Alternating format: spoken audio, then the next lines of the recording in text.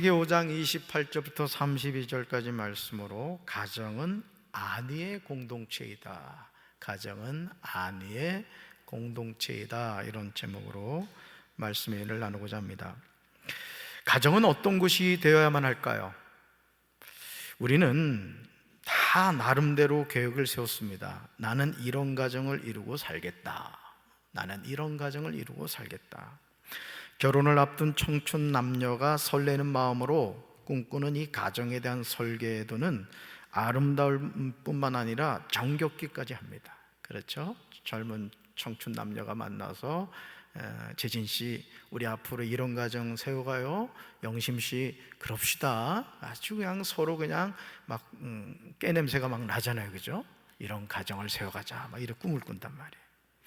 그러나 막상 결혼하고 같이 살다 보면 이전에 꿈꿨던 가정에 대한 계획은 여지없이 무너져 내리고 있음을 깨닫게 됩니다. 아니, 이제까지 생각했던 행복한 가정에 대한 이미지들이 얼마나 현실성이 없는가도 처절하게 알게 되죠. 야, 이게 내가 꿈꿨던 행복한 가정이 너무 현실하고 맞지 않구나, 이걸 이제 깨닫게 된다는 거예요. 저와 여러분이 잘 아는 속담이 있습니다. 자, 한번 읽어볼까요? 돈으로 집을 살 수 있지만 가정을 살 수 없다. 돈으로 시계를 살 수 있지만 시간을 살 수 없다. 돈으로 침대를 살 수 있지만 잠은 살 수 없다. 돈으로 책을 살 수 있지만 지식은 살 수 없다. 돈으로 의사는 살 수 있지만 건강은 살 수 없다. 돈으로 직위는 살 수 있지만 존경은 살 수 없다. 돈으로 피를 살 수 있어도 생명은 살 수 없다. 돈으로 여자는 살 수 있어도 사랑은 살 수 없다. 너무도 당연한 내용인데 이 속담을 곱씹어 보면 오늘 저와 여러분은 돈으로 집을 사면 행복한 가정은 당연하게 이룰 수 있다고 착각하고 있음을 보게 됩니다. 2030 세대들에게 문재인 정부 때 집 지금 사야 됩니다.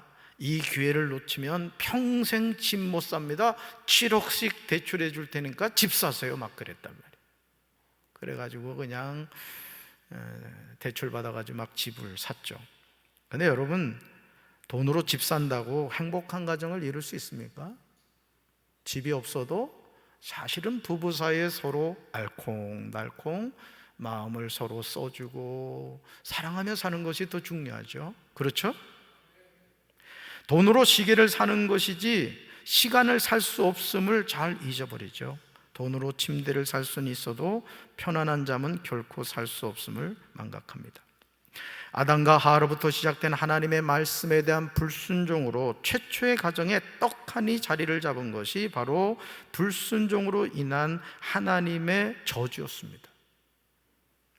그리고 이 저주의 씨앗이 아담의 가정에 계속해서 이어지는 것을 보게 됩니다. 창세기 3장 14절에서 진노하신 하나님은 뱀에게 저주를 내리셔요.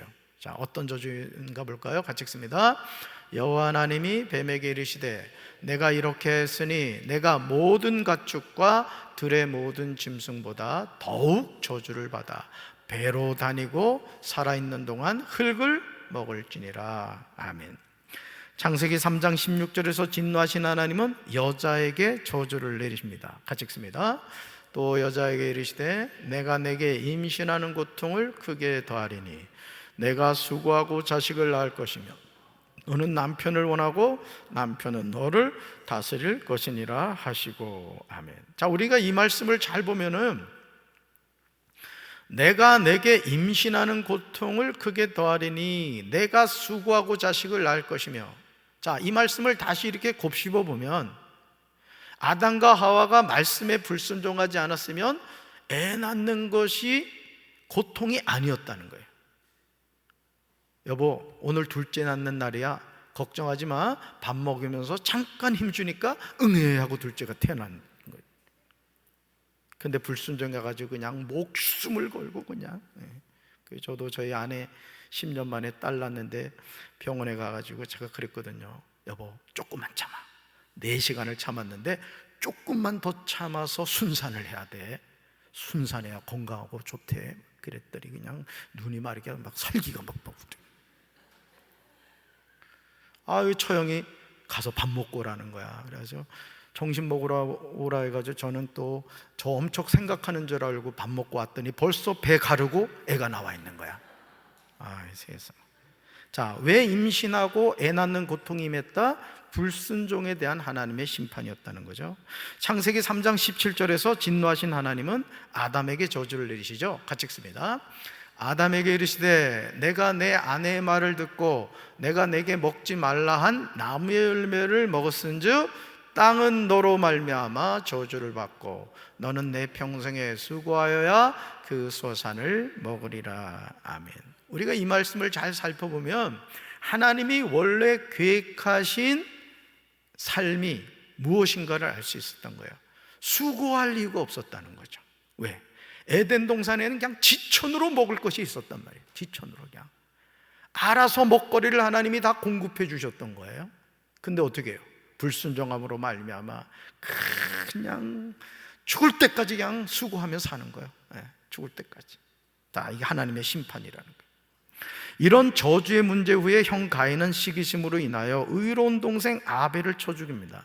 그러니까 여러분, 하나님에 대한 불순종이 하나님의 심판으로 계속 이어지는 것을 보게 됩니다. 하나님이 자신과 자신이 드린 제물은 받지 않으시고 동생 아벨과 그의 제물은 받으신 이유 때문이죠.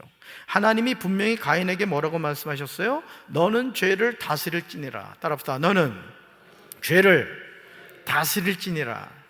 이 영어로 보면 You must master sin 이랬단 말이야. 너는 반드시 죄를 다스려야 된다. 이게 우리 사랑하는 성도 여러분, 죄를 다스리기 바랍니다. 죄를 다스려야 된다. 근데 가인이 어떻게 했어요? 하나님이 이렇게 말씀하셨음에도 불구하고 죄를 다스리지 못하고 죄의 노예가 되고 말았죠. 사랑하는 성도 여러분, 사람이 다스려야 하는 죄를 다스리지 못했을 때 결국 죄가 사람들을 다스리기 시작했습니다. 사람들은 하나님을 떠나기 시작했고 자신들만의 왕국을 건설하기 시작했습니다. 하나님은 가인이 죽인 아벨 대신에 다른 씨를 주셨는데 이 씨를 통해서 하나님의 계보를 이어가게 하신 거예요. 아담이 셋을 낳고 셋이 에노스를 낳았습니다. 그때 사람들이 비로소 여호와의 이름을 부릅니다. 그리고 에녹처럼 300년을 하나님과 동행하는 사람이 나오기도 하였습니다. 그러나 여전히 사라지지 않는 죄의 문제로 인하여 하나님의 자녀들이 참된 안위를 얻지를 못했어요. 이런 사람들의 고통의 문제가 표면적으로 고백된 것이 노아의 아버지 람에게 입술을 통해서였습니다. 여러분, 사람이 죄를 짓잖아요. 그러면 두 다리 쭉 뻗고 잠을 못 잡니다. 우리가 하나님이 주시는 평안 가운데 살아야 될 줄로 믿습니다. 그러니까 여러분, 하나님을 가까이 하면 하나님이 우리에게 뭘 주시냐? 평안함을 주는 거예요. 평안함을. 그래서 어디에 머리를 갖다 대든지 그냥 이렇게 돼야 되는 거야. 근데 이 예민한 분들은 남의 집에 가면 잠을 못 자고 뭐 어쩌면 잠이 못 자고 뭐 커피를 먹고 나면 잠을 못. 저는 자기 전에 커피를 먹어도 잠이 얼마나 그래 잘 오는지. 집사람이 요즘 커피를 못 먹게 하지 얼굴이 봐요. 떴잖아. 커피 결핍.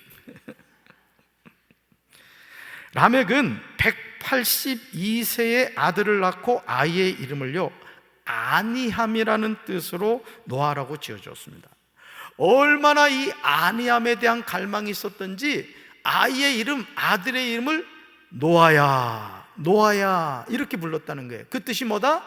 아니함, 아니함, 아니함 이랬다는 거예요. 그만큼 세상이 평안이 없었다는 거죠. 안식이 없었다는 거예요. 그리고 라멕이 아들의 이름을 노아라고 한 이유가 창세기 5장 29절 하반절에 나오는 것을 보게 됩니다. 같이 읽습니다. 여호와께서 땅을 저주하심으로 수고롭게 일하는 우리를 이 아들이 안위하리라. 아멘.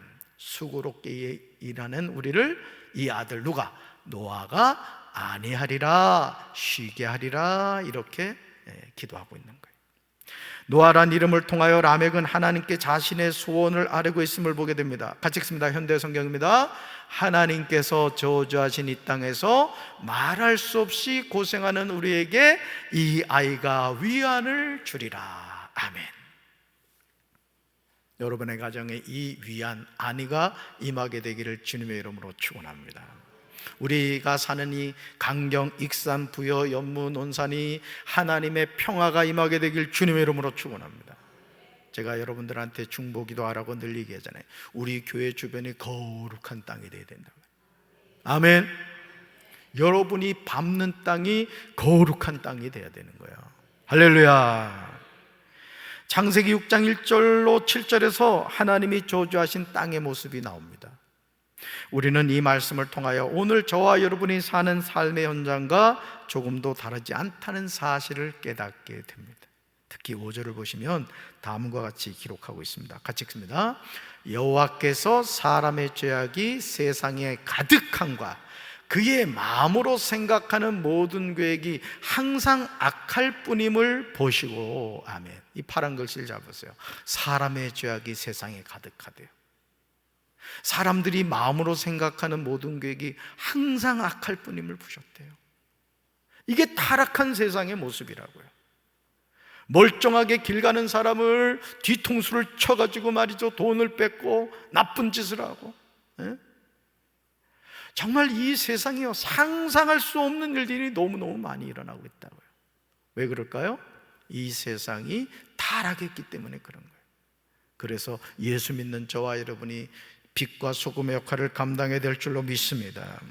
지금 하나님이 보신 것이 무엇입니까? 그것은 사람의 죄악이 땅에 가득한 것입니다. 사람이 마음으로 하는 생각이 항상 악한 것을 보셨어요. 이것이 우리가 사는 이 세상의 모습입니다. 여러분, 우크라이나 전쟁을 보세요. 지금도 지구 곳곳에서 인종 간에, 부족 간에 서로를 죽이고 죽여요. 정부군과 또 이 뭡니까? 쿠데타 일으킨 서로 싸우는 게 서로. 얼마나 안타까워요. 이것이 우리 내면적인 모습이라는 거죠. 예수님을 믿기 전 우리의 모습은 허물과 죄로 죽어있는 상태입니다. 라멕이 아들을 낳고 노아라고 이름을 지은 이유가 여기에 있는 거예요. 여호와께서 저주한 땅에서 수고하며 고되게 일하는 우리에게 필요한 것은 아니었던 거죠. 라멕의 고백처럼 창세기 6장 8절에 다음과 같이 기록하고 있습니다. 같이 읽습니다. 그러나 노아는 여호와께 은혜를 입었더라. 한 번 더요. 그러나 노아는 여호와께 은혜를 입었더라. 아멘. 여기다 자기 이름을 한번 넣어봐요. 그러나 재진이는 여호와께 은혜를 입었더라. 자, 시작. 그러나 재진이는 여호와께 은혜를 입었더라. 아멘. 자, 노아가 여호와께 은혜를 입었을 때 세상이 어떤 세상이었다? 사람의 죄악이 세상에 가득했고 사람이 마음으로 생각하는 모든 계획이 항상 악한 그런 세상에서 노아는 하나님께 은혜를 입었다는 거예요. 저는 우리 사랑하는 성도 여러분들이 이 하나님의 은혜를 누리며 살게 되길 주님의 이름으로 축원합니다. 그렇다면 노아는 어떻게 여호와께 은혜를 입을 수 있었을까? 궁금하죠. 창세기 6장 9절에 이 질문에 대한 대답이 나오는 것을 보게 됩니다. 같이 읽습니다. 이것이 노아의 족본이라. 노아는 의인이요 당대 완전한 자라. 그는 하나님과 동행하였으니. 아멘. 그는 하나님과 뭐 했다고요? 동행했다. 의인이고 당대 완전한 자라. 그러니까 하나님의 은혜를 그냥 받은 것이 아니라 이거예요. 노아에 대해서 성경은 두 가지로 설명하고 있습니다. 첫째, 노아는 그 당대 의롭고 흠이 없는 사람이었다는 거예요. 저는 우리 사랑하는 성도 여러분들이 의롭고 흠이 없는 삶을 살게 되길 주님의 이름으로 축원합니다. 둘째, 노아는 하나님과 동행하는 사람이에요. 동행하는 사람. 저도 이렇게 목회자로 이래 살아갑니다만은, 저도 이렇게 이제 이번 주 월요일 날도 이제 목양실에서 이렇게 있으면서 이제 주일 오전 설교 준비하고 저녁 설교 준비하고 다음 주 수요일 설교 준비하고 그랬단 말이에요. 어떨 때는 인간적인 생각을 이렇게 하면 참 재진이 너도 참 재미없게 산다, 이런 인간적인 생각이 들 때가 있어요. 여러분 입장 바꿔놓고 생각해봐. 담임 목사가 월요일 날 목양실에서 죽치고 앉아가지고 설교 준비를 하고 있다. 여러분들이야 아유, 우리 목사님은 어디 가지도 않고 설교 준비도 잘하시고 훌륭한 목사님 이래 생각할지 모르지만, 제 인간적으로 생각하면 좀 거시기 하잖아, 그지? 좀 사모님 좀 데리고 좀 멋진 데 가서 밥도 좀 사드리고 커피도 이렇게 하고 그러지 말이야. 남자가 말이지. 여러분 얘기 안 해도 다 알아. 얼굴에 그게 써 있다고. 근데 가만히 생각해 보면은 또 하나님이 저에게 주신 사명이라 이거죠. 그러니까 저는 그런 준비나 이런 것이 감사하고 기쁜 거예요. 그러니까 하지. 억지로 누가 시켜서 하겠습니까? 그렇죠. 그러니까 우리가 하나님 앞에서 참된 기쁨의 근원이 무엇인가를 깨달아야 될 줄로 믿습니다. 그게 뭐다? 당대 의롭고 흠이 없는 사람이었고 하나님과 동행하는 사람이었다는 거죠. 이런 노아에게 하나님은 창세기 6장 18절에서 언약을 세우시는 것을 보게 돼요. 어떤 언약일까요? 같이 봅니다. 그러나 노아는 내가 내 언약을 세우리니 너는 내 아들들과 내 아내와 내 며느리들과 함께 그 방주로 들어가고. 아멘. 여러분, 이 말씀이 엄청난 말씀이란 말이에요. 그러나 노아는 내가 내 언약을 세운다. 자, 이런 언약 세울 때가 어떨 때다? 사람의 죄악이 세상에 가득할 때라는 거예요.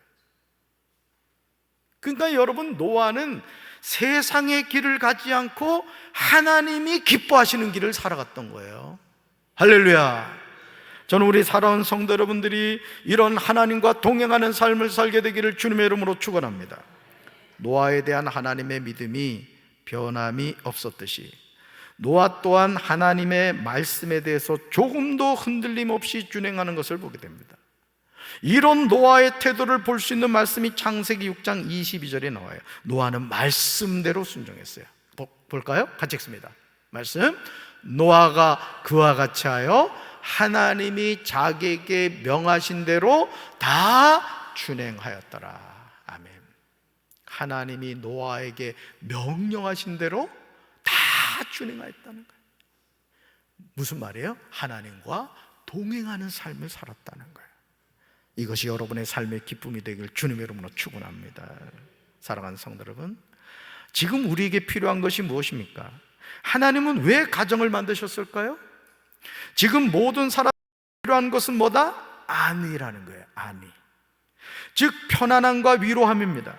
그러므로 가정은 안위의 공동체가 되어야 될 줄로 믿습니다.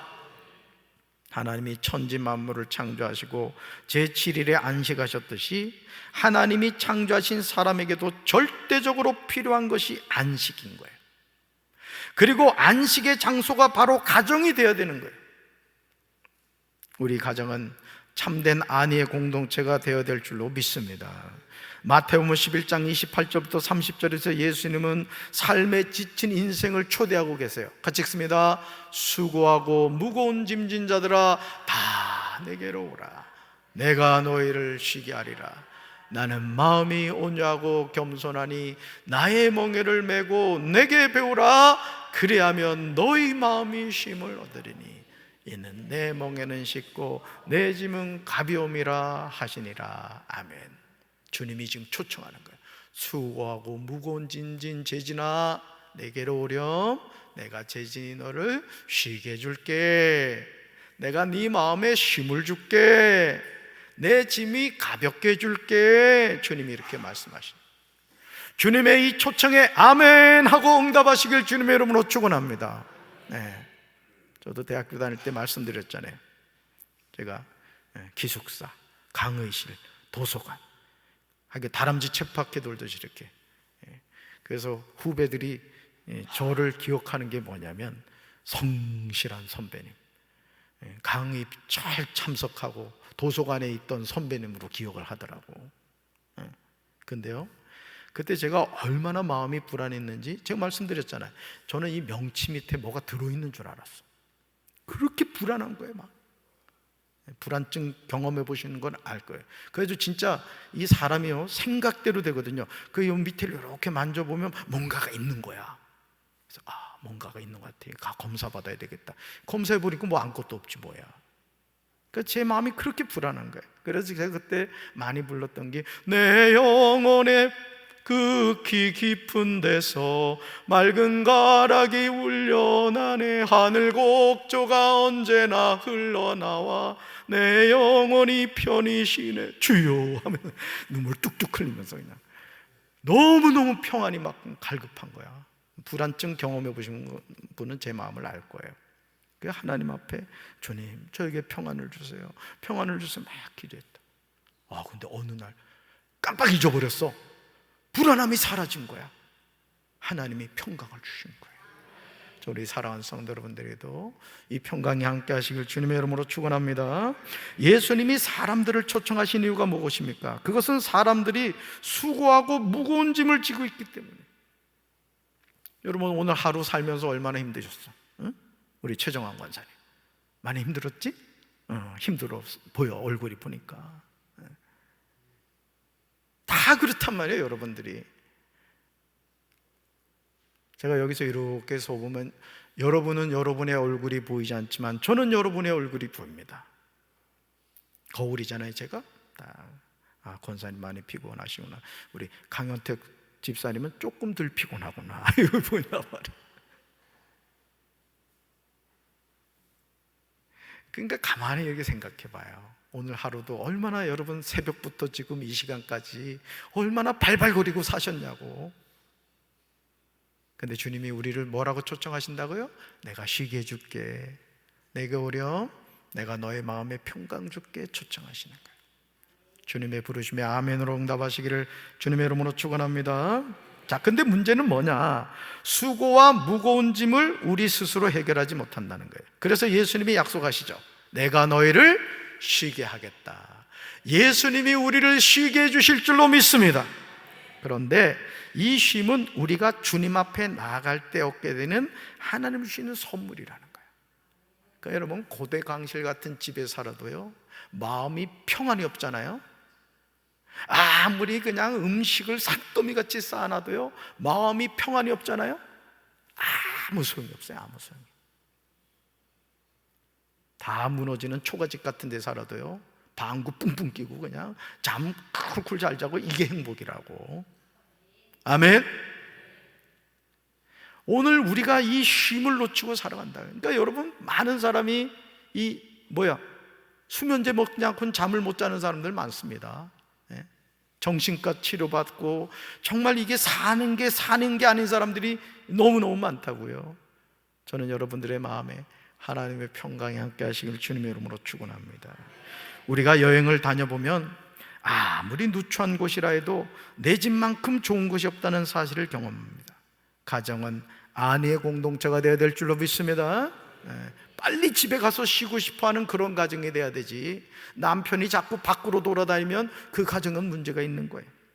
그런데 가정에 편안함이 있고 위로함이 있도록 하는 것은 우연히 되는 것이 아니라는 거예요.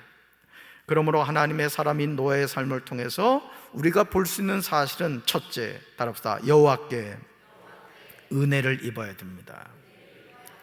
그러니까 여러분 우리가 이 세상을 살면서 가장 구해야 될 게 뭐냐? 하나님의 은혜를 받아야 돼요. 은혜를. 그럼요. 그러니까 세상이 아무리 강팍하게 변해가고 멸망할 세상이 된다 할지라도 하나님의 은혜를 받으면 우리 삶에 하나님의 평강이 임할 줄로 믿습니다.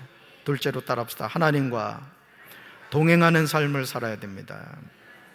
주와 같이 길 가는 거 즐거운 일 아닌가.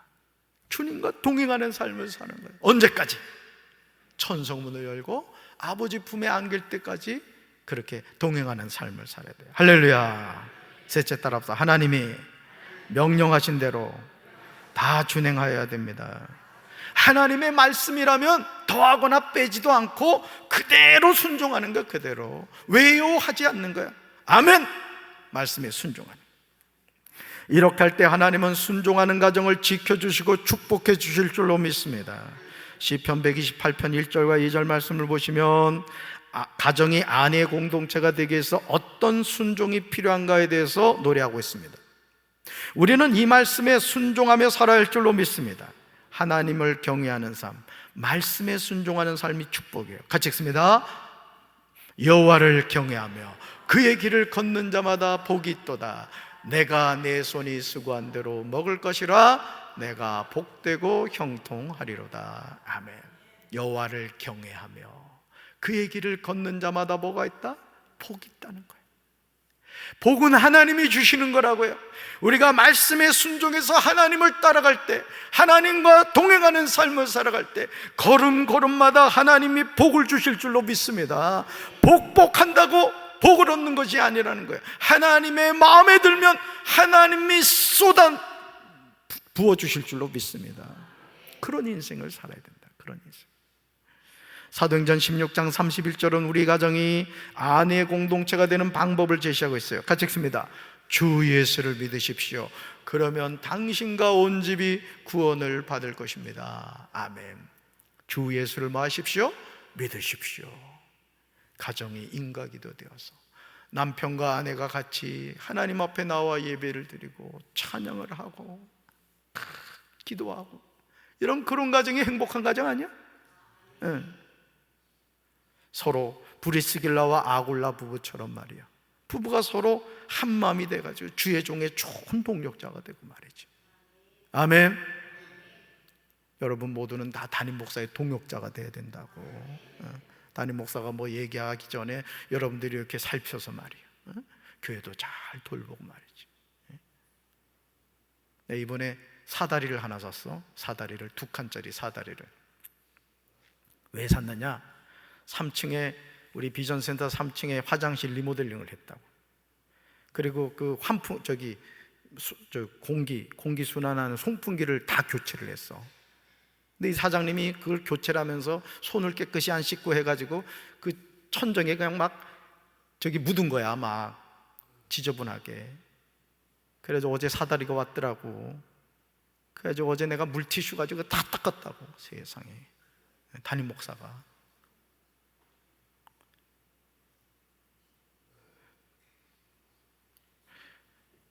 근데 전 기분이 좋아요.